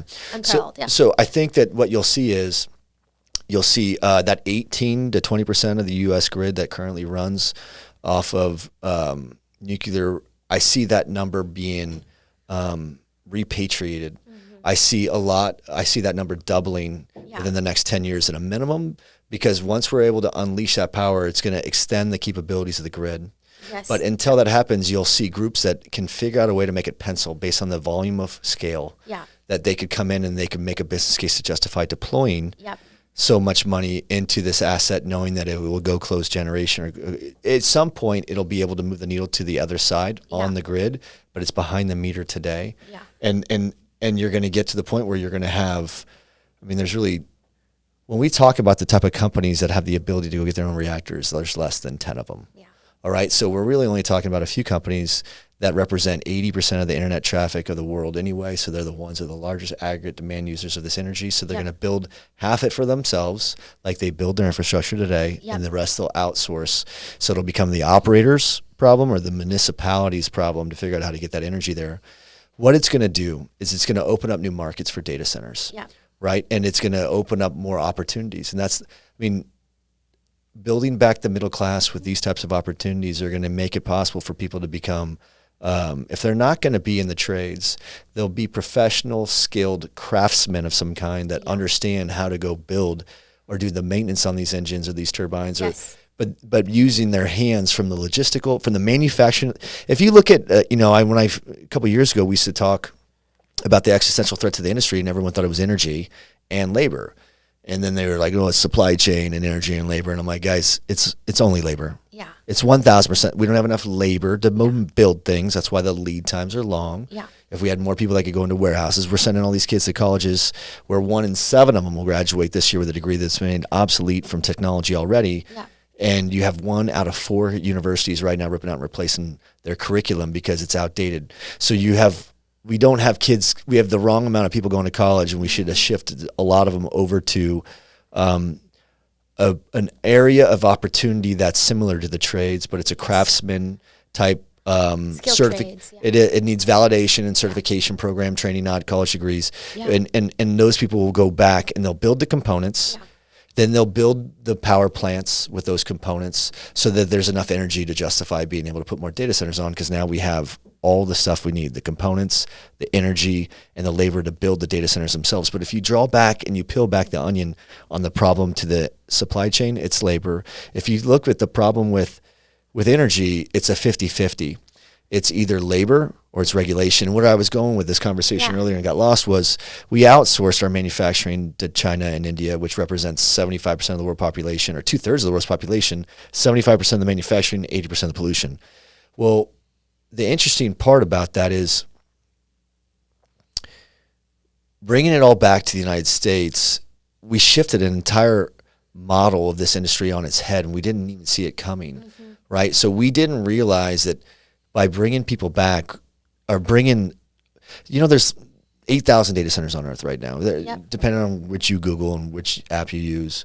And one of them was very specific. It said 5,426 of those data centers are just in the United States alone. Yes, I saw that. I mean, you could add up all the other ones, and there's still not as many as what we're doing here. So you're seeing the changes come from us first and then being adopted throughout. Yeah. Right? So here, we're at this very front end to where we watch this industry, I'm losing my train of thought on this one part where I wanted to bring it back to what we're doing in the Middle East and stuff, and what we're doing in Asia, and how that had a profound impact on what we're doing here. But there's like this shifting lag on both sides that I see happening right now from a labor perspective. Yeah. And I just see us being able to outflank those that are building data centers, because like right now we're competing against China. And AI is just an energy game. They've commissioned 10 reactors over the last 3 years, with the exception of last year where they commissioned 11. Yeah. And they'll still build 100 coal power plants this year, right? So like we're not doing those things, but we're trying to solve this problem of energy and water for data centers. And I think that there's just this knowledge that's lacking, and we have to have these conversations to have a tipping point. Do you agree? I do agree. And I think what's important is we have nuanced conversations and understand the trade-offs and what we're solving for, and I think part of what we're trying to do as GPC is provide an avenue for data centers to not have to build out these capabilities themselves. They can just go behind the meter anywhere they want to, and you can do it. There is self-generation, on-site natural gas generation in every state in the country, right? It's happening, right? And it's proven. There's best practices that come out of it. It's a proven model in other industries. Understand it is new to the data centers, but in order to, I think, have conversations like what we're trying to do, which is educate people, like what's possible, how can you execute on it, like how do you get to the level of reliability that's necessary, how do you do it in a way that's safe, cost effective, capital efficient, and there for the long term, how do you structure those agreements, how do you slice that risk, how do you price it so it's cost competitive, how do you partner with the utility where you're not across the table from them but that you're aiding them and abetting them, if you will, right? I think all of those conversations, as we're having them, that is actually what makes it so exciting for me to be here and to be at the ground level to see these things unfold, because it's not solved, right? Like this problem isn't solved. There's a spectrum that's unfolding as these things are evolving. And so I think that is actually what makes this such a fun ride, because I don't know where it's going to go. Like, I don't know how things, I can see a vision of the future that to me makes a lot of sense, has a lot of industrial logic. I know that with my team and, we've commissioned 10 gigawatts of gas and transacted commissioned 10 gigawatts of gas generation and transacted, 10 TCF of natural gas molecules and, actually 1 trillion a trillion cubic feet of gas, and structured 5 gigawatts of power purchase agreements. I know there's a lot of capabilities, but what is the silver bullet? Is there a silver bullet, and is there a solution? I don't think anybody knows that, and we're on this kind of journey of discovery. We're just having fun on the ride. I do agree. I think that we're in a huge boom. Yeah. I think that we call it the data center gold rush for a reason, right? I think it's... Do you think the boom ends? Like, let me ask you this question, because I've been thinking through this. Like, oil and gas industry is famously cyclical. There tends to be a rush of investment, a lot of overcapacity gets built, and then there's a collapse in prices, and kind of I've lived through that multiple cycles now, and I always ask this question as new to the data center space, not new necessarily energy, but new to this vertical, and what do you think is the bear case for this boom to disappear? Like, where do you think that? I'm just curious. Is this completely my own personal edification? Well, that's a really important question. It's a great question, and it's the one that keeps me up at night. Yeah. Right, because I'm trying to build a business to solve, for some challenges in the space, and you want to make sure you're not investing in the wrong direction. Yeah. So I do believe in the Goldilocks model for everything, right? It's too hot, too cold before it's just right. Yeah. And I think that if you look at history, the adoption rate of emerging technologies in each industrial revolution have been driven on a predication of power, right? And the very first industrial revolution was the steam engine, which had a profound impact not only on the way we transformed the Western society of the United States, but think about the way the immigrants got here versus sail ships, or the way we did trade routes and were able to, there were so many things we did, not only that, but it had an impact on national security. The second was, in the second industrial revolution, automobile, AC, DC power, powered flight. I mean, there was a lot of amazing things that came out of it. Huge gaps between the second and third industrial revolution because of World War I, which led to Prohibition, which led to the Great Depression, which led to World War II, which led to Korea and then Vietnam. And then after that, we started the third, right? So that was really based on AI power. The genesis of AI was really in an engineering lab in 1951 at the University of Pennsylvania. Right, that's the first data center that was ever built. It was built for and funded by the U.S. government for national defense and intelligence. If you follow the patterns of power into the fourth industrial revolution, now we're in the fifth, this is what I would say from a commerce perspective, because as you and I have already agreed on, everything begins and ends with finance. It's not whether technology, the application itself is the best that puts it in front of the market. It's which pencil's the best and which gives us the greatest return from an economy basis. That's why I'm like, there's no chance that fossil fuels are as good as nuclear, but if it's not the science that's holding us back, then what is it? It's regulation of some kind. What I was saying is in the Middle East and Asia, where you have a bunch of the pollution, you have less regulation. So you could build there faster, pollute faster, and no one cares. Over in America, it's kind of Goldilocks, where we have the right balance of regulation that doesn't stifle innovation and progress. Whereas in Europe, it's the most regulated part of the world, which is why you'll see like countries like Ireland shut down and be like, we're done building here, move on. And you're like, you have no idea what that impact is going to be on your culture in 3 to 5 years from now. But somebody came in and said, unless it's all tree and it's all green and it's all this, then you can't do it. And you're like, you're hurting yourself in the long term. But it is what it is, right? So I look at Goldilocks and I look at the patterns of each industrial revolution and what finally had pivotal points. And that is the function of economics played a role. I think that there's a lot of people that are spending, I think I read something the other day that there's $648 billion invested into AI right now. Okay, so what happens what are those expectations over those $648 billion? They're probably expecting the quality of my life to improve by 20, 30, 40, 50%. I'm supposed to get 75% more efficient in this area or that. Yeah. But what happens and we get done doing all this shit and in 3 years from now, not only did you have us not achieve that level of efficiency from a technology basis because we couldn't unleash the AI to do that without potentially putting society at risk. So we're not going to unleash it out of the box the way in which it could harm us like Terminator shit.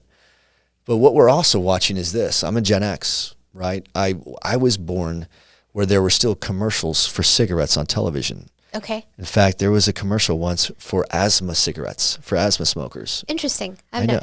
I know. All right. But there were times where 4 out of 5 doctors would recommend Camel Lights over Marlboro Lights. Okay. All right. Okay, but that shit doesn't exist anymore. When I was born, MREs weren't giving out cigarettes, the GI. I mean, like, those things were changing. People were like, look, cigarettes are bad. Stop putting them in all the movies. But try this stuff right here. It's called convenient food. Yeah. And now, if we understood the impact, the negative impact that fast food would have on our communities, society overall, and the impact it has negatively on our global economy because the healthcare impacts that are driven because of unhealthy people, we would have never unleashed that shit, right? But there's an unintended consequence to everything. When we first released the 6-shooter revolver, we didn't realize how many banks were going to be robbed or trains robbed, but when we unleashed social media on teenagers, did we understand how many would be bullied or harm themselves because of it? Yeah. So there's an unintended consequence. It's too hot, too cold before it's just right. And every industrial revolution is spent fixing the unintended consequences of the previous. Yeah. The 5th industrial revolution is designed for us to have a healthier and more harmonious relationship with machines and technology. I think what's going to happen is you'll see consumers. I see Gen Z and Alpha looking at this cell phone like a bag of cheeseburgers from McDonald's or a carton of cigarettes. There are kids that are leaving smartphones and going back to cellular mobile phones only, where they have a flip phone with a keyboard to call people or to have access to them, but they do not want applications. So there'll be cultures in which the digital pioneers, being Gen Z, that were born and raised with social media in their hands, with cloud in their hands, too much of a good thing's a bad thing. Right. And I think that they're going to probably regress on the amount of invasive information they want. And I think that we're going to get to a part where society uses technology in a way not to compromise our safety and security, but to enhance our optics and visibility into the things that make us healthier and better. Like, why is traditional media eroding and why are podcasts like these growing? It's because this is a long version podcast where I could unpackage you and a very complicated product, and people will learn enough about you in that time where the optics and they view you, they know which filter to apply to whatever you lean towards or not. And that's why mainstream media is dying. It doesn't have an effect on anybody anymore because no one follows that shit anymore. Or the population that does is dying rapidly every day because of their age. I think that what you're going to see is a pattern repeat itself, and that is the money that's invested into AI today is similar to a lot of the money that was invested into fiber in the early days. And that is, those companies don't exist today because the first ones through the wall are always the bloodiest. The AI we're using today is the worst we'll ever use in our lifetime. We're in the infancy still of data centers and AI. I think that the returns won't pencil as much as they wanted, and I think that you're going to see a combination of society regressing a little bit from the amount of technology that they allow into their lives because they're going to figure out the hot, the cold, and the just right model. And I think that what you're going to see is a stabilize to where AI will be used primarily for 3 applications to help humanity. Energy, healthcare, and national security. So we as consumers will still use it as toys and all those things, but there's going to be a greater shift of value back to the creative people that could use their hands, creative artists. Right now I read a trend that vinyl records are on the rise and people are listening to less MP3s. And But there's just, it's too hot, it's too cold before it's just right. And we're Yeah. watching that, right? So you're going to see people putting out regulations on cloud to where kids can't have, social media till a certain age, or there's going to be there's a lot of healthy things The happening. pendulum will swing. It will. And I think that what we'll see is a healthy correction to AI. Yeah. And we've never not been in an upward trajectory of an S curve in the industry, but once we see a little bit of a potential of a plateau, like what you kind of saw with cloud for a little bit before it spiked, I think that what you'll see in that time frame is you'll see a correction that takes place. Yeah. And I think that it will be better for us, the consumer. And I think that what you'll see is ground fields slow down and magnitude of volume of where they're at and be larger in concentration. Mm-hmm. And I think that you're going to see an entire market pivot back to retrofits. I think that you're going to see think about it. If we have 38 to 45 gigs of live data center that we've installed in the last 30 years, right? How much of that is not capable of handling an AI workload right now? So it means the entire mechanical permutation for every one of those data centers will have to shift if the IT densities will be capable of supplying AI capabilities, right? So you're going to have to change what we built, or those ones are going to be collapsed and gone, right? So there's a bunch of things taking place, but there's always a correction, right? And I think that you're going to see that before the end of 2030, and it's not going to be bad. You'll still see a healthy, positive growth trajectory. Yeah. But nuclear is no doubt going to play a role. Yeah. And it's going to have an impact by the end of 2030 on what we're doing. And we're seeing so many things getting thrown at it right now. I think it's just a regulation thing, and we were battling the optics of perception of humanity. There was a campaign that was created. Have you ever watched the Oliver Stone documentary, Nuclear Now? No, but I did see the documentary for 3 Mile Island. Oh, it scares the shit out of you, but it was not. It worked the way it was designed. Yeah, it was a user. And it worked the way it was designed. That's why I had a secondary coolant solution to stop. Yeah. So my thing is we're going to become more knowledgeable, and the aperture and how people view nuclear will shift and change because there's less Jane Fondas in the world that are spreading shitty propaganda, right? And really, you have people like Greenpeace and the Sierra Club now that are like, we messed up. I mean, they were right about everything else they said, but on the nuclear power side, it's the only safe, scalable, and sustainable way to grow, or we're going to have to start telling consumers of technology, you have limits. Do you really want to go back from unlimited data back to cellular minutes in terms of volume of data you could have? Right. I mean, I can see your point that there will be a correction because a pendulum generally swings. I think the longevity for me is data use is growing, right? You still haven't scratched the surface of AI in enterprise applications and how it'll change the workflow and the efficiencies that it will bring. And I think longer term, to kind of bring it back to, how do we solve the power conundrum is, I always hate to use the term all of the above, but I really do think it's applicable here, is there will be a role and a purpose for different technology and fuel types. I agree with that. I think that's a maturity thing. Yeah. That's not an innovation thing. Yes. So, I mean, we'll see how things unfold. I think it's like the A/B model testing. Like, we're going to just put things out there and be like, what works best? What sticks? And then we're going to keep optimizing based on that. That's it, is optimizing. Yeah. Right? So the technologies that we need, I mean, there's going to be great innovation, but a majority of shit, I mean, you're not going to see a big change in a spark plug, so to speak. They're still the same size, same standardization. We're going to see infrastructure continue to galvanize and codify that way. Yeah. And, is your view, am I summarizing it correctly? Like, your view is still natural gas is a bridge to nuclear. That's it. Okay. I don't think it'll be the long-term solution for the volume and the massive volume of demand that consumers are creating because their adoption of new technology will make it to where we can't produce and transmit natural gas fast enough. And the reason is because you think there's either insufficient natural gas, or we can't build the capacity fast enough to catch up, or it's not dense enough, or it won't be price competitive to nuclear once that technology curve. Right, once the cost per megawatt hour for for nuclear. One nuclear reactor on a fast attack submarine can steam for 20 years or more than 1 million miles. Yeah. You're not going to compete against that with natural gas. Yeah. Well, I mean, I think we can. Not in the long term. I think we can have a kind of a healthy debate as to when that price point, and it You're becomes right. competitive, and it There'll be a becomes tipping point. accessible, and it becomes, the technology is de-risked enough that the regulations are allowing for it to be proliferate everywhere, right? And we may have a difference of opinion on the view of the roadmap to get there. Right? Dude, you're allowed to be wrong. You could be wrong all the time. It's not illegal. I'm joking. I'm only joking with you, by the way. You have twice the brain power. Probably. No. So, I'm saying we're not. I don't have it all figured out. Yeah. If people are listening, like, dude, this guy's. I'm a student just like you, Yeah, right? So I just sit around and I listen to shit, and I'm like, man, based on what I'm hearing, it looks like we're building in stages, and evolution looks like when we're done. Yeah. Because of the demand of energy and the necessity of energy to protect our infrastructure from a national security perspective. Interesting. Okay. We have no choice but to adopt nuclear. Yeah. I mean, look, I'm sorry, but we're not going to, I'm a tree hugger too, just like you. Yeah. But when it comes to us, you know why we have a 5-year head start over China?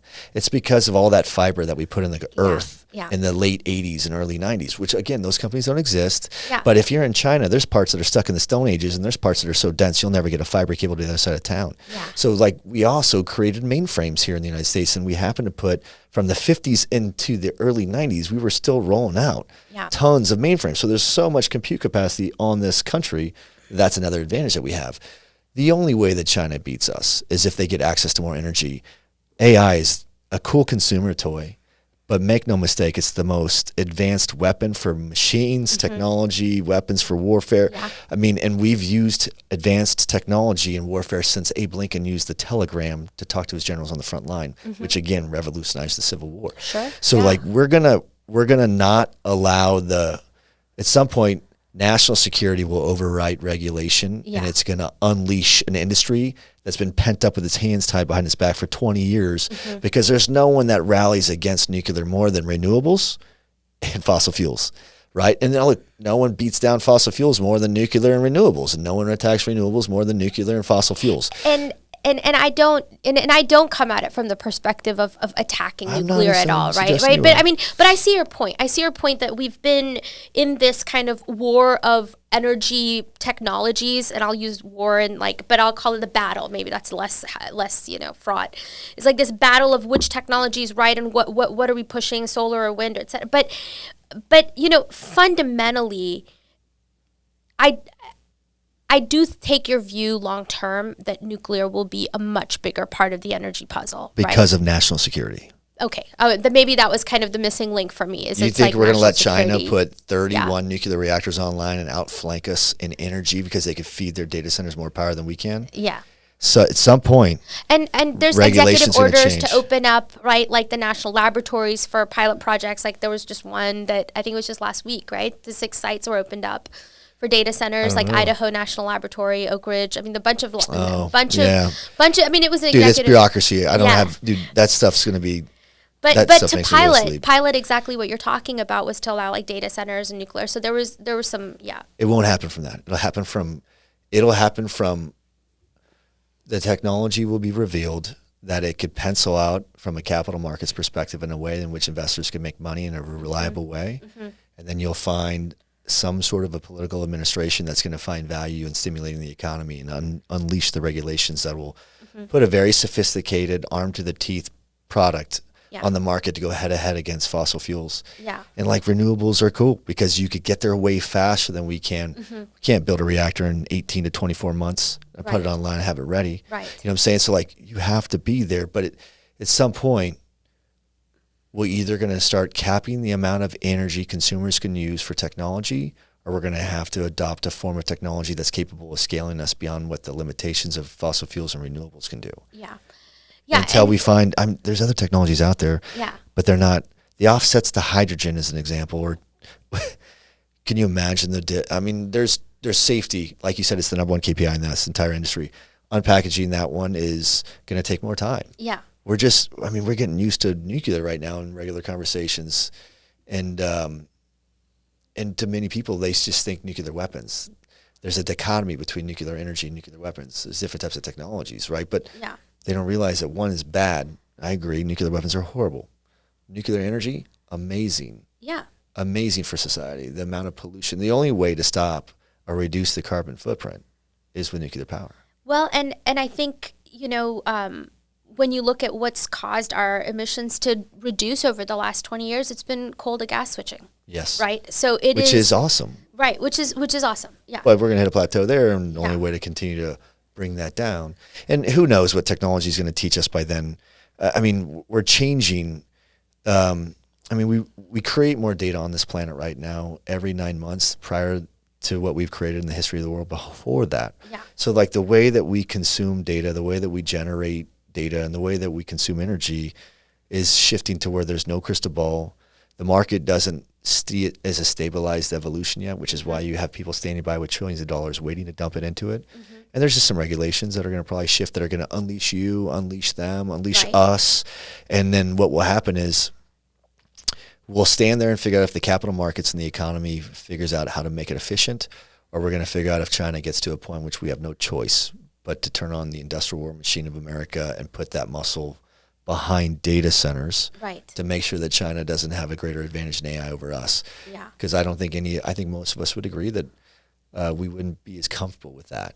No, I mean, I see your point. And I think as we're kind of evolving to that point, right, it's how do you move faster with the limitations and constraints that you have? And talking my book, but for me right now, it is deploying on-site gas for data centers to at least serve a good portion of their load, and making that as easy as possible and as reliable as possible, and putting the right commercial, contractual, operational structures behind that, right? And that is how we try to move the needle, and then be a problem solver and be part of this industry. I saw a report that said for the next 5 years, it's projected that there's no less than, on an average, 10 gigawatts of natural gas demand in the United States alone. Right. That's just in the U.S. So I don't know if there's so many reports out there that you don't know.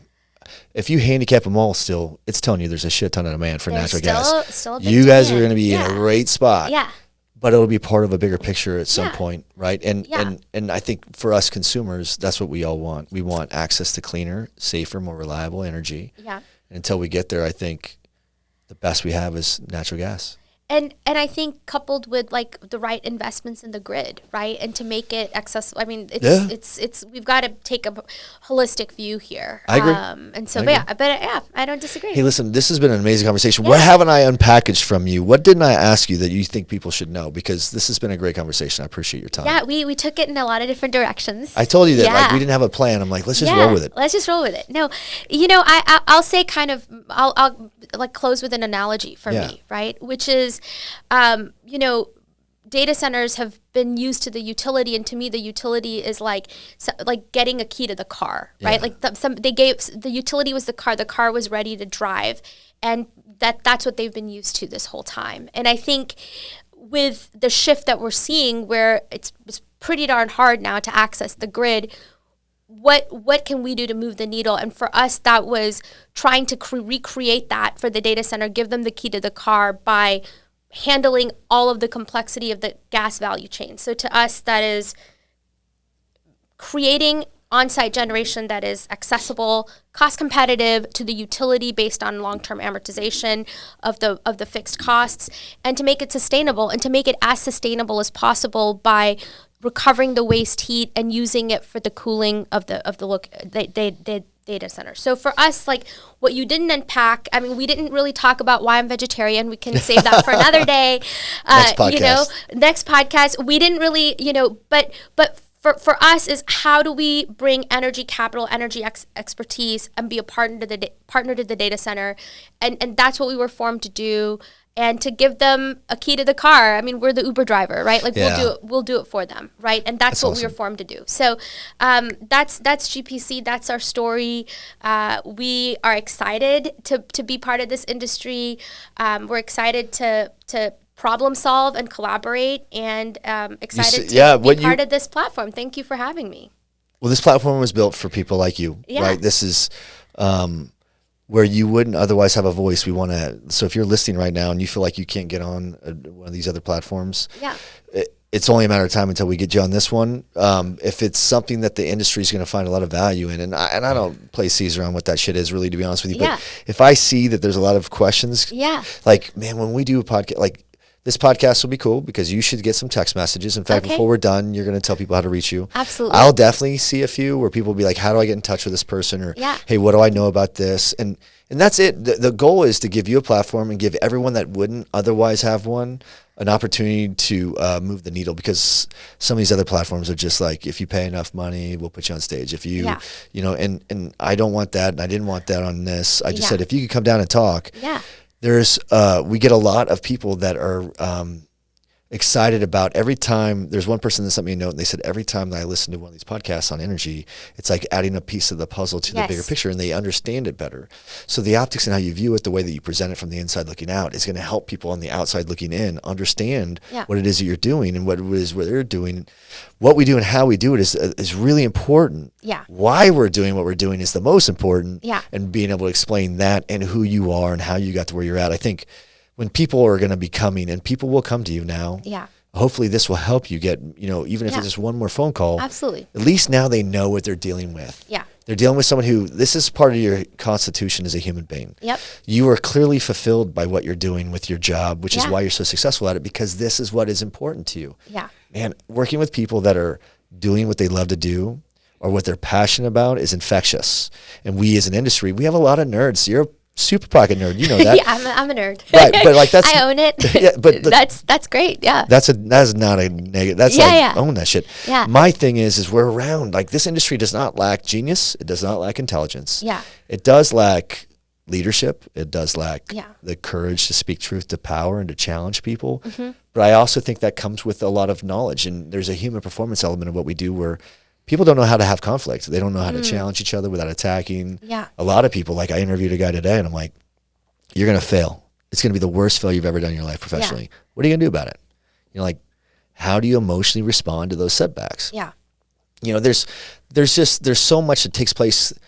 I wanted this podcast, as you and I talked about. I'm like, I really think that what you do and how you do it is important. When people understand who you are and why you do what you do, that social dynamic and chemistry should make it easier for people that want to make a personal decision to feel like they should do it with you because they believe in what you believe in, right? And a lot of those tree huggers like you, they believe in what you believe in, right? I mean, 9 out of 10 of them are probably vegetarians. I'm only joking. No. I mean, look, I think that this industry offers a lot to the community. I think, to your point, the ability to bring the middle class along, to rebuild that capacity. This is a golden opportunity for that, right? Like, it's really critical. I think similarly, like, I'm very passionate about our energy security and about our energy future and retaining that control and not ceding it. So we're aligned when we think about, okay, we need to invest in nuclear, we need to invest in gas, we need to build our infrastructure. We want our children to have a better quality of life and better outcomes than what we're seeing happen today.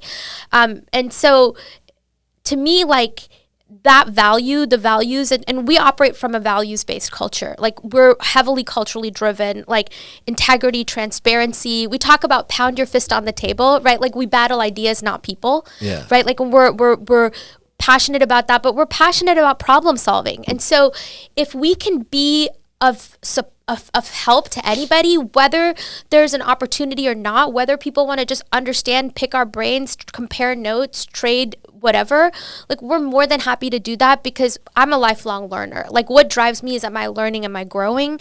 And we're doing that in this industry. Like, we think we have an approach that's resonating. We think we have a model that's resonating. But we want to problem solve, we want to learn more, and we want to understand how to get better, right? And so I welcome anybody that wants to reach out to me. How do they get a hold of you? They can email me at gauri.potdar@gpcinfrastructure.com. We'll put your name up. Hey, listen. My name is so complicated. I couldn't even pronounce it. You're like, all you white people are the same. And I was like, thank you. Will get it posted on the podcast. Plus, we'll make sure that go to my website your email, or LinkedIn. What's your okay? So your LinkedIn is probably the easiest. How do you spell the first name? Gauri. Okay, that part should be easier for people to get. And then you can find me on our website. But my last name is Potdar, Potdar. Okay. And can you believe it? It's actually simpler than my maiden name. Like, I took my husband's maiden name only because it was simpler. I'm like, if it had been harder, I'm sticking with the other one. Dang. But yeah, so that's how people can reach us. We have a really great team. We're based in Houston, but, you know, we're doing projects across the across North America. Will you be at DCAC this year? Will Yes. people come? Okay. I'll be here in Austin. Don't be surprised if I pull you on stage last minute and have you go into some energy stuff. Yeah, absolutely. Day one is heavily focused on energy. Okay. Right? So yeah, I'm planning on being in Austin here that week. You be careful what you say, because I'm the type of person that'll take you up on those types of things. So listen, it was a real pleasure to get to meet you. Thank you. I'm really, really grateful that you took the time to come to Austin and share your story. I hope that people that are listening to this are educated. Yep. Maybe even at some points entertained, but they should be inspired by some of the opportunities that exist for them if they're in this industry broadly from a hands perspective. If you got smart hands, if your kids have smart hands, there's opportunities for amazing jobs. But for you really highlighted the opportunities, and they're massive, literally unlimited opportunities in natural gas for the next 3 to 5 years for sure. Yep. And I think it's not like it'll drop off, but it'll obviously be impacted more by the other There may be other introductions. macro factors. There will be. Right. But I think that as a solution, there is a long-term baseload demand here. So greatly exceeding our capacity as a grid. So this has been awesome, and I hope that people are educated. So thanks for coming. Yeah, thank you. And I hope this is not the last time we get to spend some time I'm with sure you. we'll talk again. I need to take you to some good Indian spots around here, show you some good Indian street food that's vegetarian. Here So in Austin? that. Yeah. Oh, wow. All right, I'm in. I'll eat anything. There you I'll go. try it once. Thanks a lot. Thanks for being here. Yeah, Thanks for making the time. thank you. Take care. You too. All right.